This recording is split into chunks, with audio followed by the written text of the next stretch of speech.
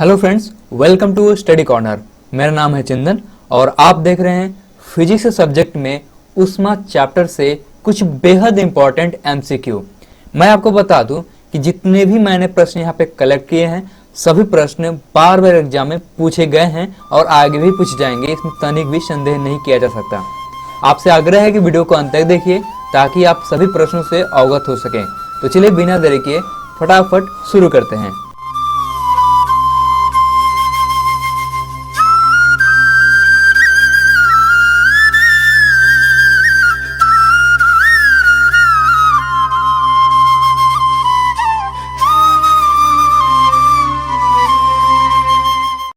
पहला प्रश्न है, वस्तु को गर्म करने पर उसके अणुओं पर क्या प्रभाव पड़ेगा?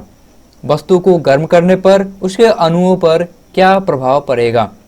ऑप्शन है चाल बढ़ेगी, ऊर्जा कम होगी, भार बढ़ेगा या भार घटेगा। इसका आंसर होगा चाल बढ़ेगी। आगे बढ़ते हैं। किस वैज्ञानिक ने सर्वप्रथम बर्फ के दो टुकड़ों को आपस में घिसकर पिघला दिया? किस वैज्ञानिक ने सर्वप्रथम बर्फ के दो टुकड़ों को आपस में घिस करके पिघला दिया? ऑप्शन रहेगा ए रमफोर्ड, बी जूल, सी डेवी या डी सेल्सियस। इसका आंसर होगा डेवी। डेवी वो वैज्ञानिक थे जिन्होंने दो बर्फ को आपस में घिस करके पिघला दिया था। आगे बढ़ते हैं। प्रश्न नंबर 3, निम्नलिखित में से कौन सा ऊष्मा का यूनिट है? ऊष्मा का यूनिट क्या है यह बताना है। जूल, ओम, वोल्ट या न्यूटन?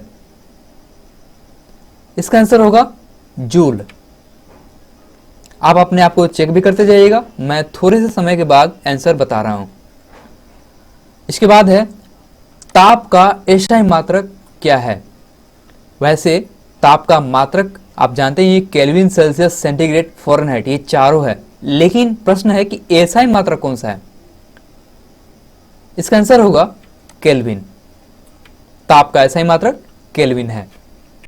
प्रश्न 5वां, निम्न में से कौन सही है? ऑप्शन आपको दिख रहा होगा।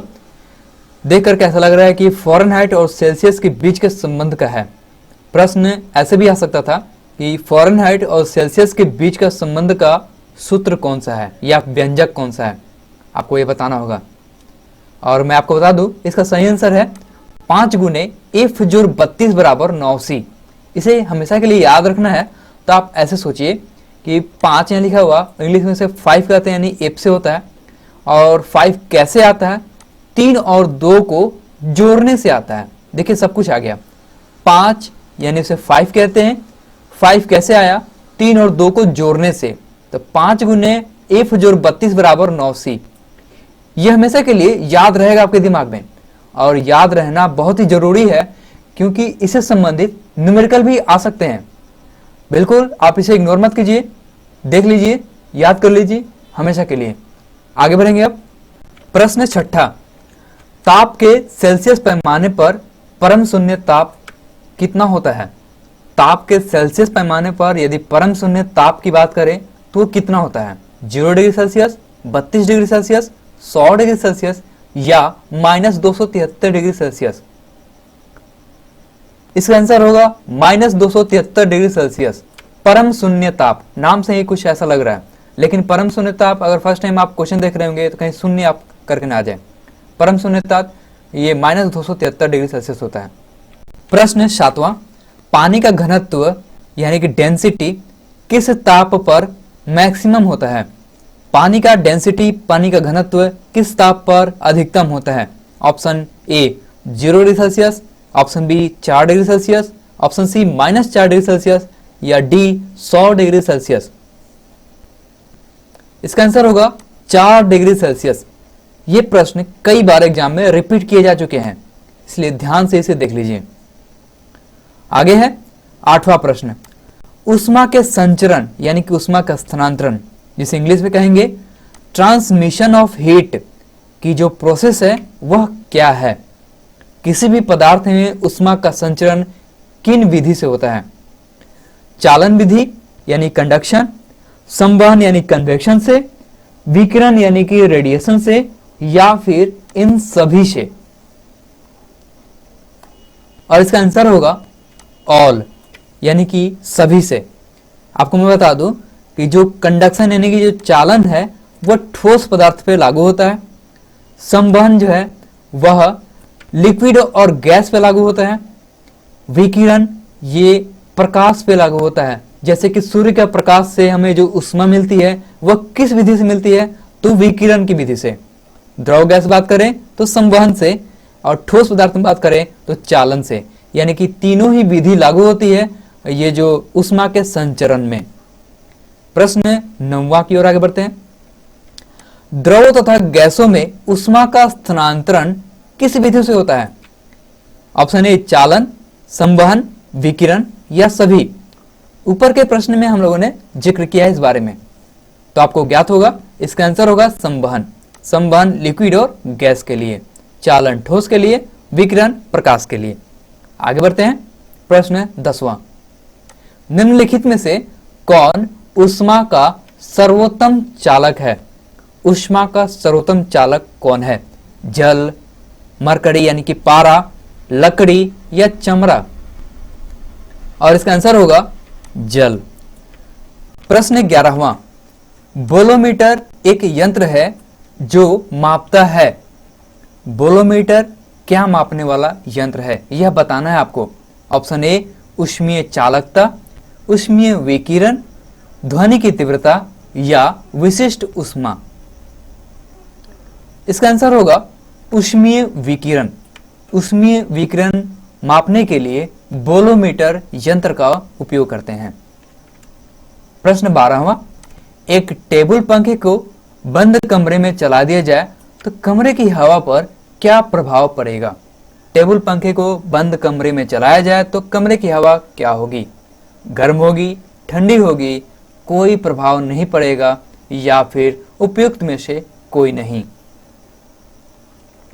इसका आंसर होगा गर्म होगी। मैं आपको बता दूं कि यही आंसर एक और प्रश्न पे लागू होता है। प्रश्न है कि यदि रेफ्रिजरेटर को, ये दरवाजे को रूम में बंद कमरे में अगर खोल दिया जाए तो क्या होगा? तो कमरा गर्म हो जाएगा। आगे 13वां प्रश्न, निम्नलिखित में से किसके द्वारा अधिक ज्वाला पैदा होगी?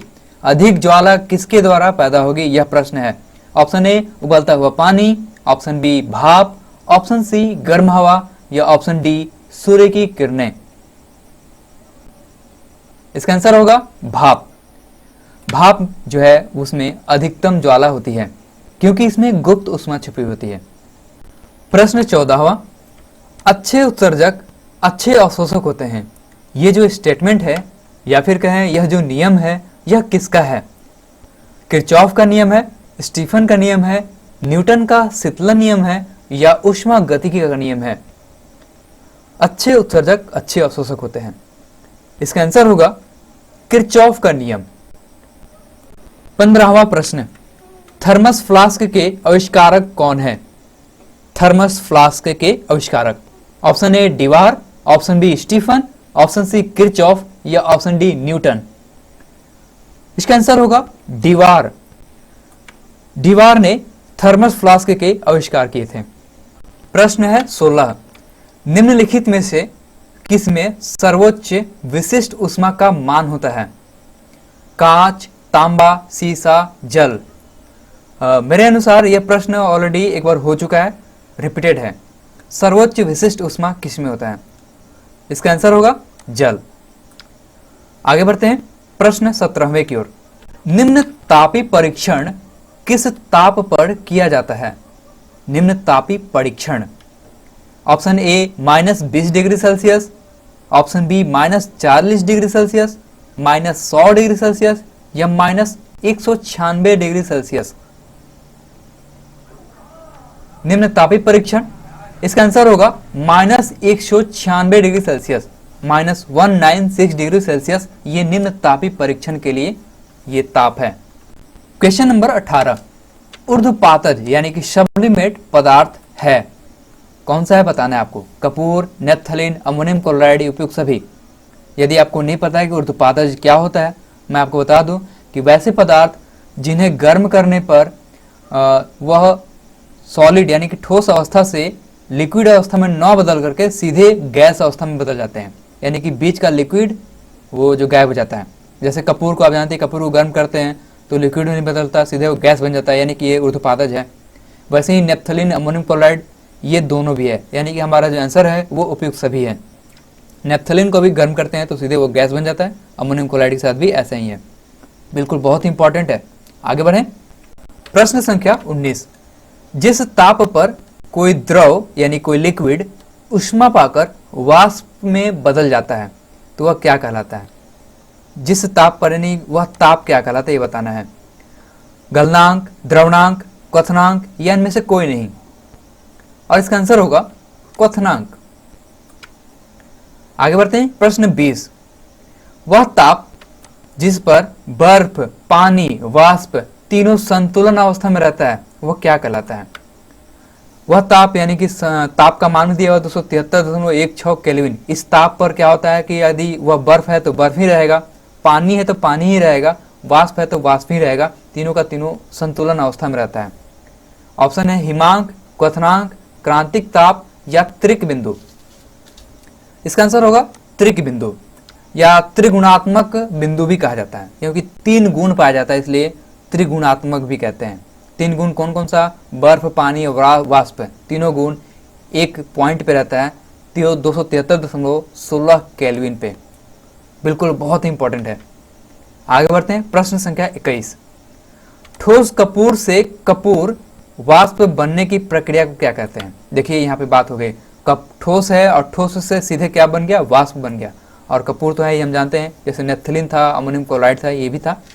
तो इसके जो क्रिया है उसको क्या कहते हैं? वाष्पीकरण, हिमीकरण, पिघलना या ऊर्ध्वपातन।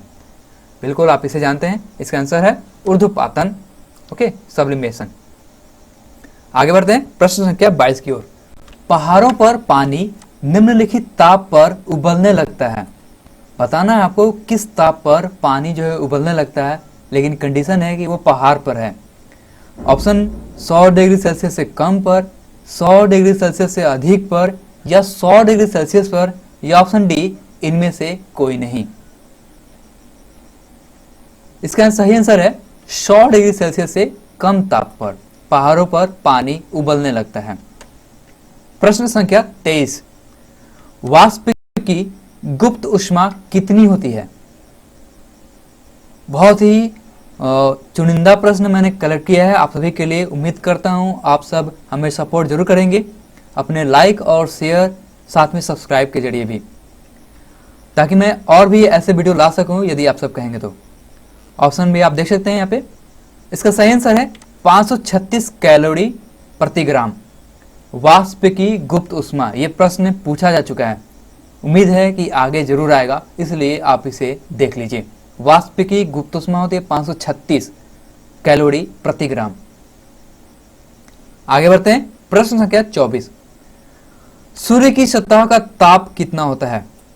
देखिए ये प्रश्न एक्चुअली मैं बार बार कह रहा हूं कि हर प्रश्न कई बार रिपीटेड है, आगे भी रिपीट होगा। सूर्य की सतह का ताप कितना होता है? 600 केल्विन, 2000 केल्विन, 6000 केल्विन या 7000 केल्विन?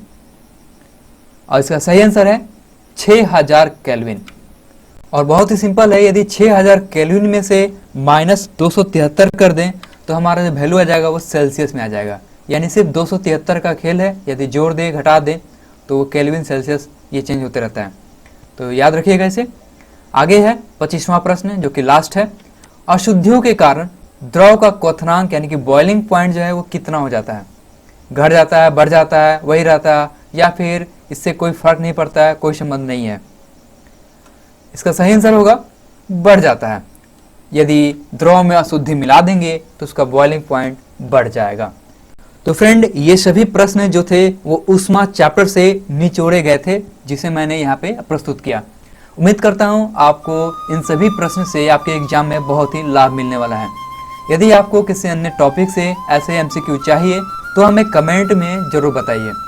फ्रेंड आपसे नम्र निवेदन है कि वीडियो को जरूर लाइक कीजिएगा, शेयर कीजिएगा अपने दोस्तों को, और यदि आपने सब्सक्राइब नहीं किया तो सब्सक्राइब जरूर कीजिए नए वीडियो का नोटिफिकेशन तुरंत पाने के लिए। मिलते हैं नए वीडियो के लिए, तब तक के लिए जय हिंद, वंदे मातरम। आपका दिन बहुत ही शुभ हो, आपके एग्जाम के लिए ऑल दी बेस्ट।